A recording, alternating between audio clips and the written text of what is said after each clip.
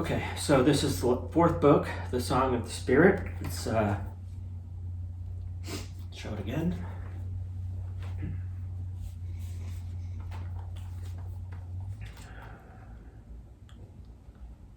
It is, for me, this book is so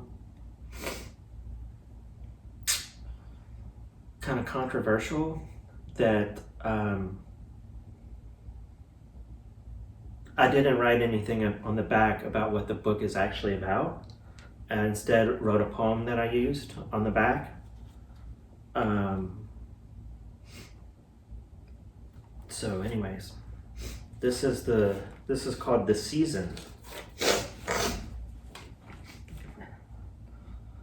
I have to write, like my flowers attuned to the sun, stretching high, drinking the sunlight.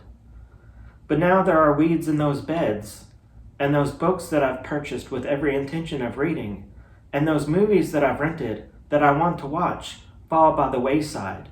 It's just the season. And so, please don't get offended when I'm in my blackout and I see you talking, I'm nodding in the right places, and you say, do you need me to repeat that, or do you want to write that down? Would you write it down? Please just write it down. I'm sorry, it's just how I am now. You don't understand, I have to. I've been telling you the same thing for years, that I don't have a choice, though clergy will disagree before condemning me. I'm not yet writing on napkins, but I'm scrambling for a pen and paper. I'm not yet walking down the street mumbling, but I'm not with my body. I don't want to write anything political, or about my mental illness, or God, or humanity, or the universe. Part 2. I want to write about some nice girl, slightly damaged in just the right ways, who has enough experience not to run crying when coffee gets spilt on the beige carpet. Part 3. I feel like running from the mirror, running, taking to the hills. Maybe I can live off the land and break out the family whiskey still. But I can't run, though I want to. I want to. I want to. I have to stand still. Standing. So, again, just to a little bit that I haven't let people in on the writing, and standing to me means, I've put my head in the sand long enough trying to ignore something, and I need to stand here and be with the writings and support them and bring them more to the open if I can. This is called Into the Fire.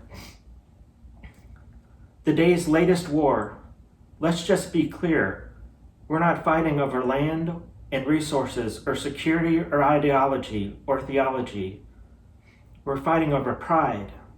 I detest idolatry because of the bloodshed, because history shows that flags born of blood end up in tatters, driving the whole world into darkness.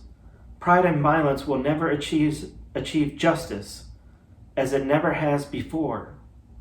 But we fight and fight, throwing the lives of infants like sacks of potatoes into the fire. No one is wrong. No one wants to take their own responsibility. Instead, each side appeals to the world, saying that the other is at fault, and meanwhile, an elderly man is thrown into the fire. One man's sworn vengeance haunts another generation. Violence is justified, based on a narrow, legalistic conception of God, which endorses violence instead of abhorring it in all forms. Fundamentalism seeks peace through the destruction of tolerance instead of through the transformation of fear and violence. Now we are carrying God on a rail. There she goes, tarred, feathered, and naked, into the fire. She cries for her children while the flames engulf her. The fire is burning, seemingly without end. Day and night, the jingoists stoke the flames. But I'll tell you what else is in the flames. Economic security, as we destroy the resources that we have taken from the earth. Smoke rises, flames continue to burn communities as refugees look for a land to flee to.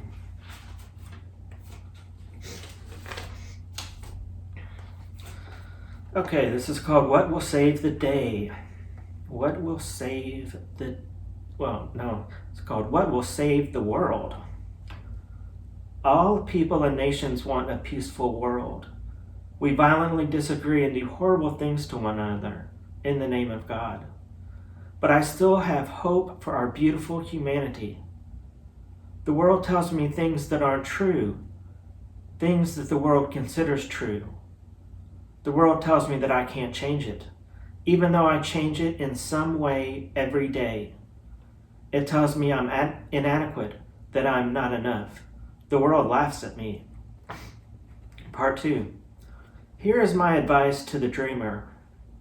Hold your cards close to your chest. Don't let many people in on what your plans are, what your dreams are. We all need love, but for everyone who encourages you, there will be enough that discourages you. They may be right. You may not be able to change the world. You may fail. Your dreams may get swallowed up by life's circumstances. But that doesn't mean that you shouldn't try. Because what the naysayers don't realize is that in your struggle for peace and justice, you will be changed by your experience with love. And that is what will save the world. All right. That's a good one. Okay, this is a short poem, but I like it. We part so slowly, not noticing the drift, like leaves dancing in the autumn sun, blown and burning with passion. We waltz for days, lazily, dance for days, to please creation.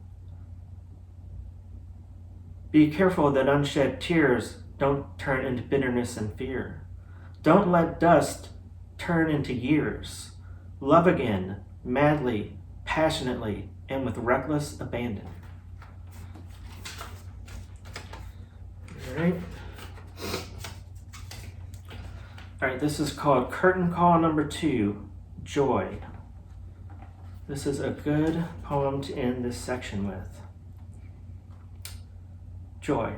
It gave me an overwhelming sense of pain and failure, and it took things from me, like a high school career uninterrupted by hospitalization, an unmarred college life. It took typical relationships and 100 other things. But I don't mind.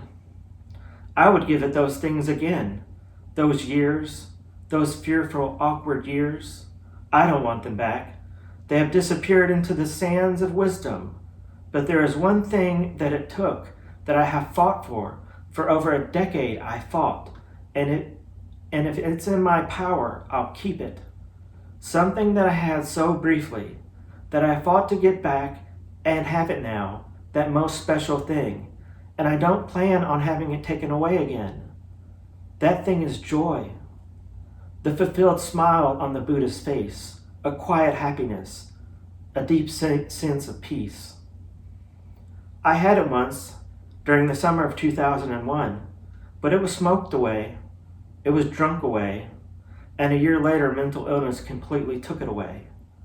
Gone, and came depression and symptoms, and that spark was extinguished, but now it's back, and I'm so grateful, because things like joy and hope and peace, you can't go down to the corner store and purchase those things.